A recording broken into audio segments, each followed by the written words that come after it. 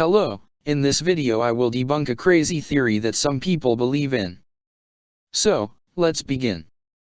The video I am debunking is from a channel called The Verdant Christian. Let's start with his video's thumbnail. The Verdant Christian is suggesting that the number 666, which Christians call the number of the beast, is related to Allah. Here, I can already see many things that are wrong. First of all, why are there swords? Swords symbolize nothing in Islam, and in fact, there are no symbols in Islam. The Verdant Christian added the swords to match the Greek numerals, which represent 666, and the swords look like 600 in Greek numerals. Now do you see why he added them? What he did is very deceptive. So, we can already see that the 666 theory failed. Now we have two Greek numerals left. The one that represents 60 is known as Za. In the thumbnail it looks like Allah, but Za does not have a line on top of the rest. This is how Za looks like. So, the Verdant Christian added a line to make it look similar to Allah. And yet again, another deception. The letter that is left is called digamma. Digamma looks like this. The Verdant Christian added a dot next to it to make it look similar to in the name in Arabic, which sounds like Bismi. And again, another deception. Let's show the Verdant Christian what 666 means in the Bible. But it's famous because of its use in the Bible, where it is the number of the beast. Let me read the relevant passage. Let him who has understanding reckon the number of the beast, for it is a human number. Its number is 666. The New Testament, the Bible, wasn't written in English. This is just a translation. So in the original Greek manuscripts, the number is actually written as 3 letters. The Greeks didn't have symbols for writing numbers. They used letters instead. It's the same as if in English we had to use the letter A for 1, the letter B for 2, and so on.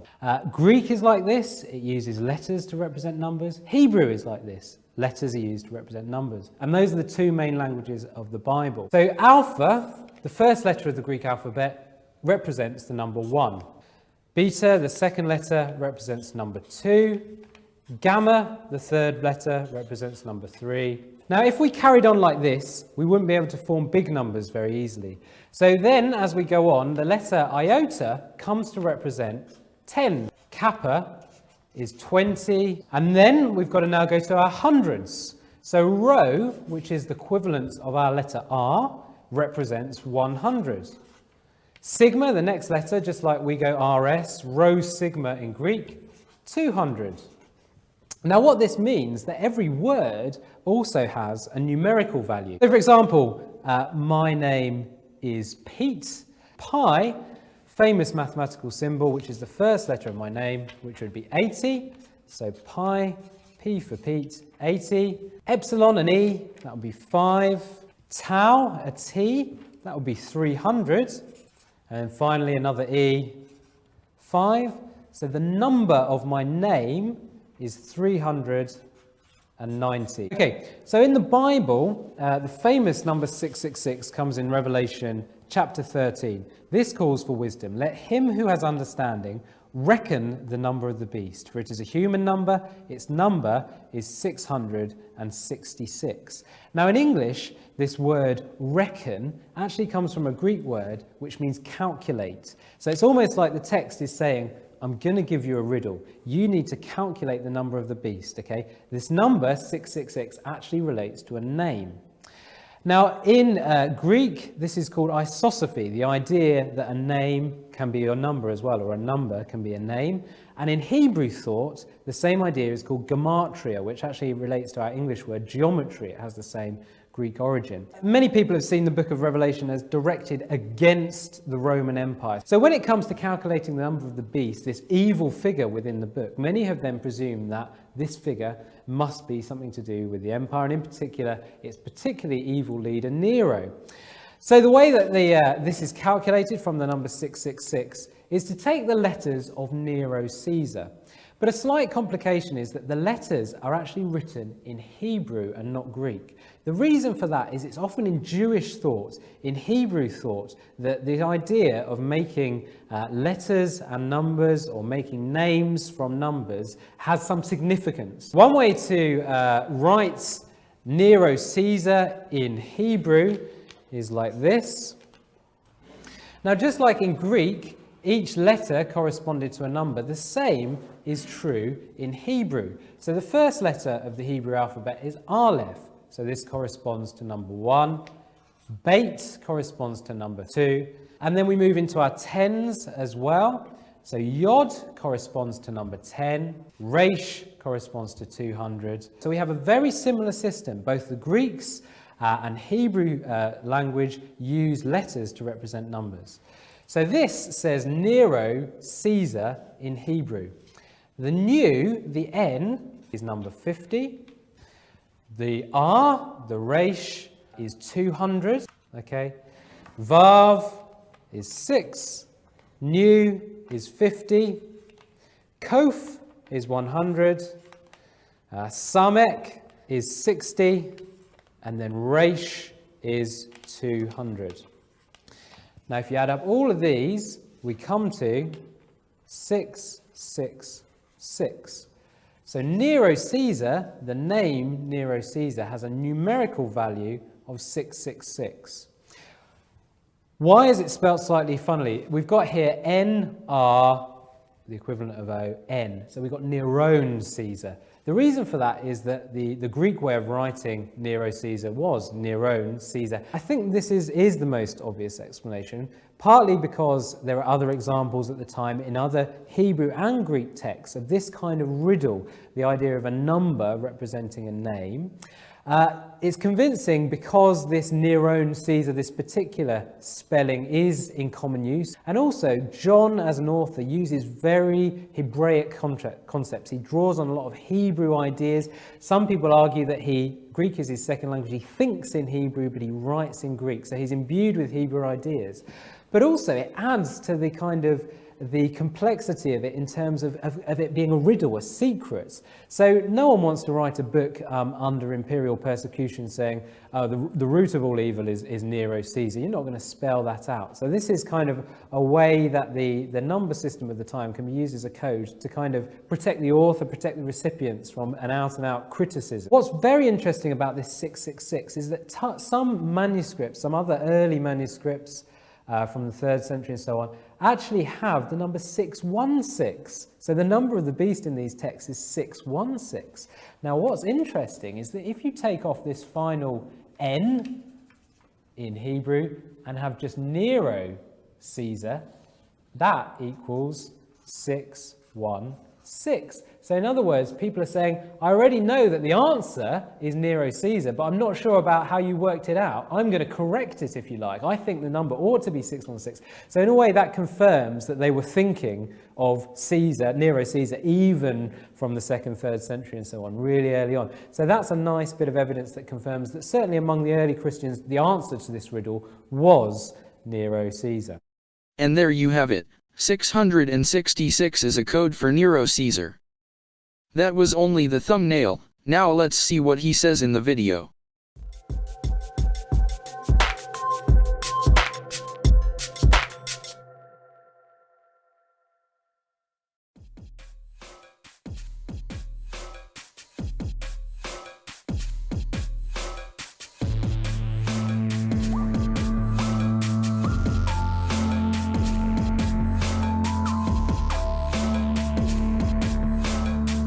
No doubt, you say? I have many doubts just by having knowledge of Islam and debunking your video's thumbnail. By the way, the music is very distracting. Are you trying to get people to dance, or read?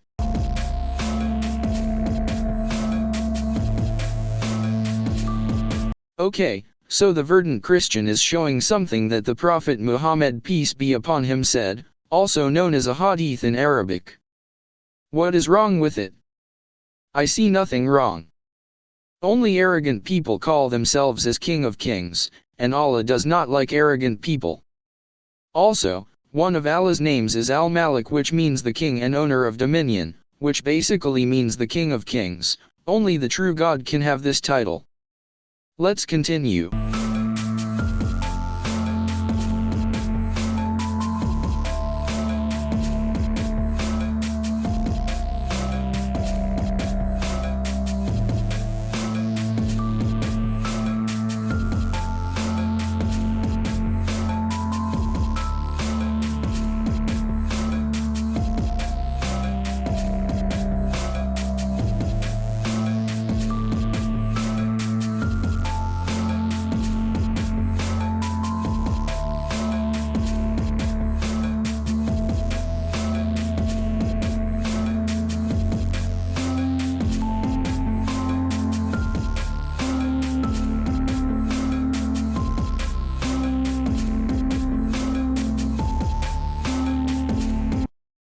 I do not know why the verdant Christian is showing this verse from the Bible. I think he's only trying to convince people that Jesus is God, which is not true. There's logical, biblical, and Quranic evidence for that. For example, can the true God die? Of course not, so if Jesus died, then he's not God. Also, there are biblical verses that imply that Jesus is not God, like Mark 12:29 and John 14:28. Which make it clear that the Father in the Bible is not part of the Trinity. The Quran also rejects the Trinity. Let's continue.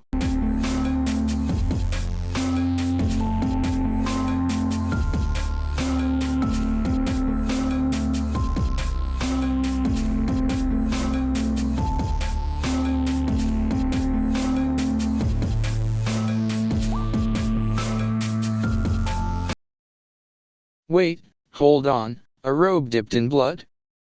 What's this blasphemy? This verse cannot be from the true God, as it's very wrong.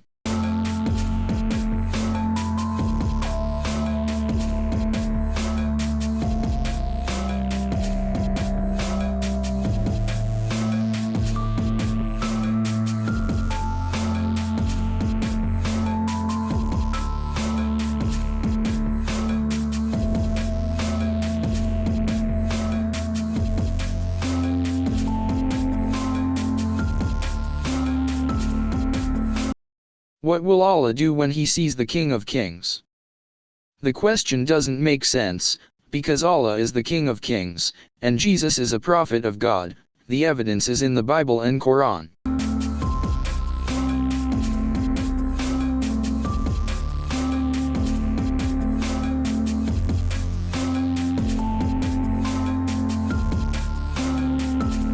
Revelation 17:14 is about a revived Roman Empire fighting against Jesus. The Roman Empire ended in 476 AD or 1453 if you count the Byzantine Empire, and I highly doubt that it will be revived.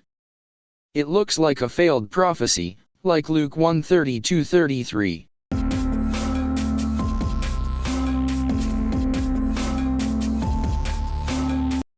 Also, Jesus is not a lamb, he's a man. Calling him a lamb is not respectful.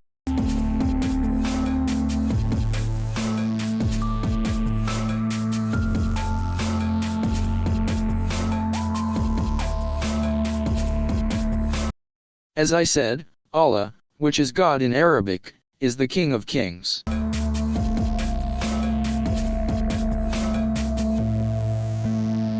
So Revelation 20:10 seems to be about Satan and the Antichrist, who is a false prophet, because he'll try to deceive people into thinking that he is Jesus. The verdant Christian used this verse, because for him the prophet Muhammad peace be upon him is a false prophet, which is not true. Muhammad peace be upon him was a true prophet. The evidences are the Quran and prophecies.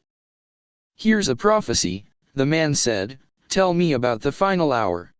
The prophet said, "The one asked does not know more than the one asking." The man said, "Tell me about its signs." The prophet said, "The slave girl will give birth to her mistress and you will see barefoot, naked and dependent shepherds compete in the construction of tall buildings." This prophecy about people who are competing in the construction of tall buildings came true. Burj Khalifa is an example. It's a fact that these people were Bedouin, and after oil was discovered, they became rich. And now Arabs are competing in building tall towers, exactly what the prophecy says. Not convinced?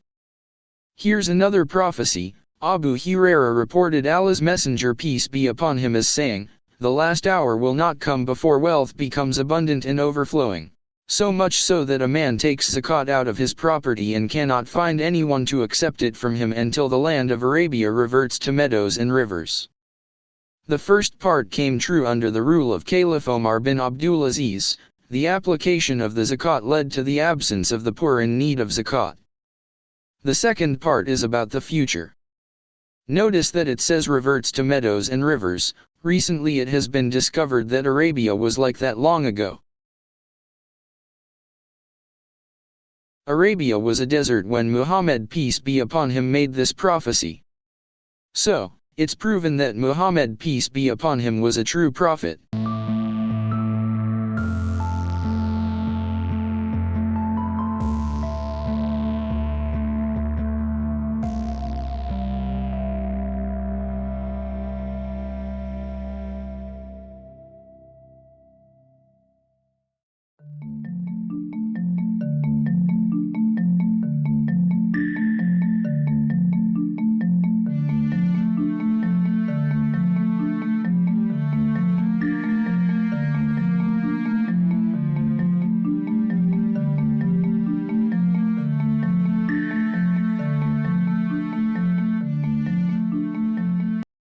Satan and Allah are not the same.